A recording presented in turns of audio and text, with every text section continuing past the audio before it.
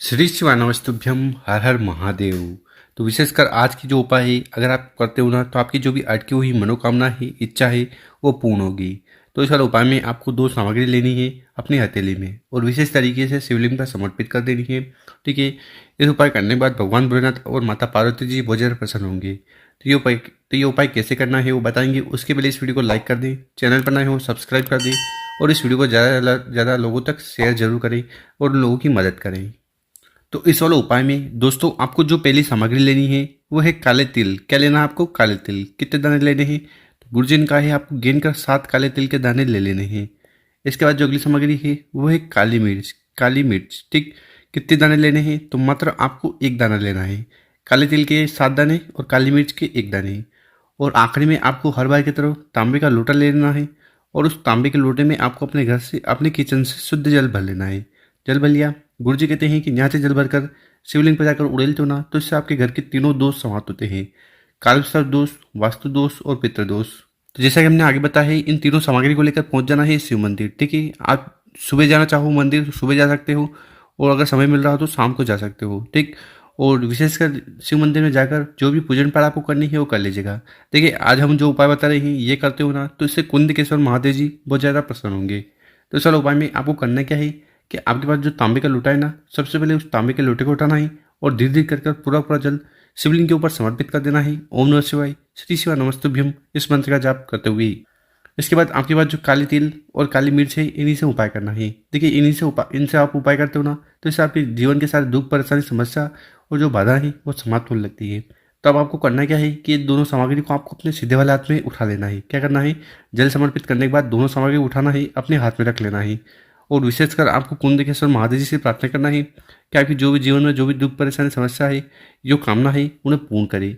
ऐसी प्रार्थना करते हुए आपको मुट्ठी बंद कर लेनी है। क्या करना है? मुट्ठी बंद कर लेनी है और इन दोनों सामग्री को अपनी मुट्ठी में ले लेना है और इस प्रकार से आपको मुट्ठी बना लेनी है।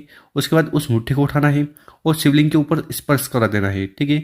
और आपकी जो भी दिल की बात है, कामना है, इच्छा है, जो आप चाहते हो कि पूर्ण हो जाए और समस्या समाप्त हो जाए तो उसके लिए प्रार्थना कर लेना है और उन दोनों सामग्री को आपको एक एक कर शिवलिंग के ऊपर समर्पित कर देना है या रख देना है। रख दिया। इसके बाद आपको शिवलिंग के पास बैठ जाना है। भगवान भोलेनाथ से प्रार्थना करना है कि हे भोलेनाथ, हे श्री शंभु, हे त्रिकालदर्शी, मेरे जीवन में जो भी दुख परेशानी समस्या है इन्हें समाप्त करें और जो भी कामना है, इच्छा है उन्हें पूर्ण करें। देखिए गुरुजी का है कि जो भी व्यक्ति इस प्रकार से विशेष तरीके से दो सामग्री को लेकर शिवलिंग से स्पर्श कराकर अपनी जो भी दिल की बात कह देता है ना तो इससे भगवान भोलेनाथ कुंदकेश्वर महादेव जी बहुत ज़्यादा प्रसन्न होते हैं और उस व्यक्ति की हर प्रकार की जो बाधा है, परेशानी है, दुख है, उन्हें समाप्त करते हैं। तो इस प्रकार से निवेदन करते हुए पहला वाला उपाय जरूर करना है। अब जानते हैं गुरु जी द्वारा बताया गया अगला उपाय। विशेषकर ये उपाय क्यों करना है? तो ये उपाय आपको करना है कामना पूर्ति के लिए। ठीक है।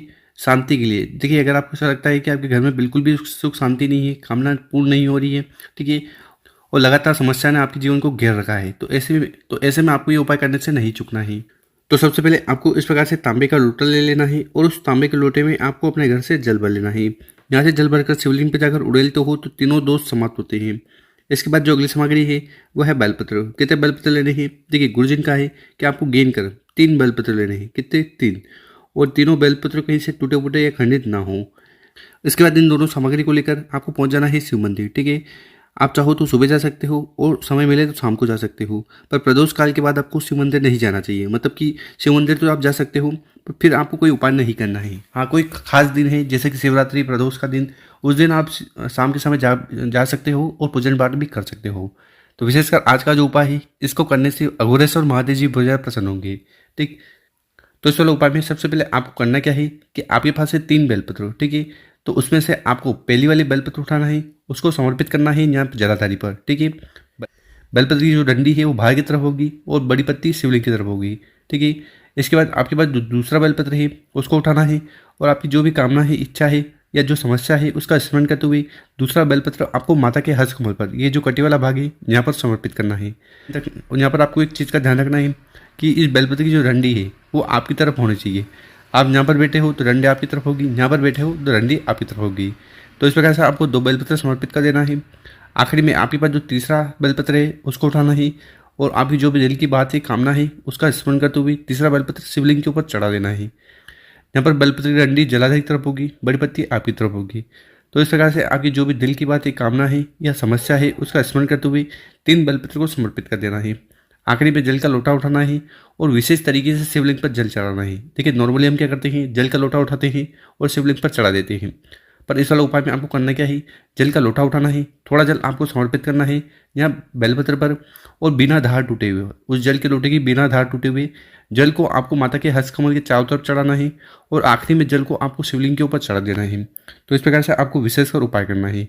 एक बार और समझिए, इस जल का लोटा उठाना है, थोड़ा जल आपको समर्पित करना है बेलपत्र पर, और उस जल की धार ना टूटे, बिना धार टूटे आपको शिवलिंग के चारों तरफ जल को समर्पित करना है और आखिरी में जल को शिवलिंग के ऊपर चढ़ा देना है। ओम नमः शिवाय, श्री शिवाय नमस्तुभ्यम, इस मंत्र का जाप करते हुए उसके बाद आपको शिवलिंग के पास बैठ जाना है। ठीक है, अपना नाम और गोत्र का उच्चारण करते हुए आपको अघोरेश्वर महादेव जी से प्रार्थना करना है कि आपकी जो भी दिल की बात है, कामना है, इच्छा है, उन्हें पूर्ण करे, घर में सुख शांति समृद्धि और ऐश्वर्य की प्राप्ति कराए। या अगर आप किसी दुख परेशानी समस्या से पीड़ित हो तो उसके लिए भी आपको विशेषकर अघोरेश्वर महादेव जी से जरूर प्रार्थना करना है। गुरुजन का एक उपाय करने के बाद आपकी सारी कामना पूर्ण होगी, समस्या समाप्त होगी। अब जानते हैं गुरु जी द्वारा बताया गया अगला उपाय। विशेषकर ये उपाय को करना है, देखिए अगर आपके घर में धन संपदा की कमी आ रही है, ठीक, माता लक्ष्मी का बिल्कुल भी वास नहीं है, एक रुपया कमाने के लिए बहुत ज़्यादा प्रयत्न कर रहे हो, कहने का मतलब है कि आर्थिक समस्या, आर्थिक तंगी अगर आपके जीवन में आ रही है तो उसकी समाप्ति के लिए, ठीक है, और कामना पूर्ति के लिए आपको ये विशेषकर तीसरा वाला उपाय जरूर करना है। इस वाले उपाय में जो सबसे पहले सामग्री आपको लेनी है वो है मसूर की दाल। क्या लेनी है? मसूर की दाल। आपने देखी होगी लाल कलर की कुछ इस प्रकार से मसूर की दाल आती है। कितनी लेनी है? तो आप 3 दाने, 5 दाने, 7 दाने, 11 दाने, इस प्रकार से विषम संख्या में ये मसूर की दाल ले सकते हो। इसके बाद जो अगली सामग्री है वो है गुड़। ठीक है, गुड़ के कितने टुकड़े लेने हैं? 1-2 गुड़ के टुकड़ा आपको इस वाले उपाय के लिए ले लेना है। इसके बाद आपको इस प्रकार से तांबे का लोटा लेना है और इस तांबे के लोटे में आपको अपने घर से, अपने किचन से शुद्ध जल भर लेना है। देखिए गुरु जी कहते हैं कि यहाँ से जल भरकर शिवलिंग को जाकर उड़ेल दो ना, तो इससे आपके घर के तीनों दोष समाप्त होते हैं, कालसर्प दोष, वास्तु दोष और पितृ दोष। तो इस प्रकार से बताइए कि सामग्री को लेकर चले जाना है शिव मंदिर। ठीक है, आप चाहो तो ये उपाय सुबह कर सकते हो और अगर समय मिले तो शाम को कर सकते हो। और शिव मंदिर में जाकर जो भी पूजन पर आपको शिवलिंग की पहले करनी है वो कर लीजिएगा। फिर आपको विशेष कर उपाय करना है। देखिए गुड़ का उपाय करने से जीवन में जितने अंधकार हैं वो समाप्त होते हैं, वो तेज की वृद्धि होती है। और मसूर की दाल का उपाय करने से आपकी जो आर्थिक स्थिति है वो सुधरती है। तो इस वाले उपाय में सबसे पहले आपको करना क्या है कि आपके पास जितनी भी मसूर की दाल हो, ठीक है, एक एक दाने को उठाना है और शिवलिंग के ऊपर समर्पित करते जाना है, रण मुक्तेश्वर महादेव जी का स्मरण करते हुए। देखिए अगर आपके जीवन में ऋण चल रहे हैं, कर्ज चल रहे हैं, ठीक है, धन से जुड़ी समस्या चल रही है, तो उसके लिए आपको रण मुक्तेश्वर महादेव जी का जरूर स्मरण करना है। तो इस प्रकार से आपको उनका स्मरण करते हुए मसूर की दाल को शिवलिंग के ऊपर समर्पित कर देना है। ओम नमः शिवाय, श्री शिवाय नमस्तुभ्यम, इस मंत्र का जाप करते हुए। ठीक इसी प्रकार से आपके पास जो गुड़ के टुकड़े हैं ना, उनको उठाना है और उस जल के लोटे में डाल देना है। तो इस प्रकार से आपको गुड़ वाला जल तैयार कर लेना। उसके बाद उसके बाद उस जल के लोटे को उठाना है और पूरा जल आपको शिवलिंग के ऊपर उड़ेल देना है, समर्पित कर देना है। ओम नमः शिवाय, श्री शिवाय नमस्तुभ्यम, इस मंत्र का जाप करते हुए। इसके बाद आपको शिवलिंग के पास बैठ जाना है, अपना नाम और गोत्र का उच्चारण करते हुए विशेषकर आपको रण मुक्तेश्वर महादेव जी से प्रार्थना करना है कि आपके जीवन में जो भी कर्ज से जुड़ी समस्या आ रही है, धन से जुड़ी समस्या आ रही है, उन्हें समाप्त करें और कामना पूर्ण करें। तो गुरु जी द्वारा बताया गया बहुत ही अद्भुत और विशेष उपाय है कामना पूर्ति के लिए, कर्ज को समाप्त करने के लिए। तो कर जरूर देखेगा। और मेरे प्यारे दोस्तों, अगर आपको वीडियो अच्छी लगी हो तो इस वीडियो को 5 लोगों के साथ व्हाट्सएप पर, इंस्टाग्राम पर या फेसबुक पर जरूर शेयर करें। ओम नमः शिवाय, जय श्री महाकाल। मिलते हैं हम आपसे कोई नई वीडियो में।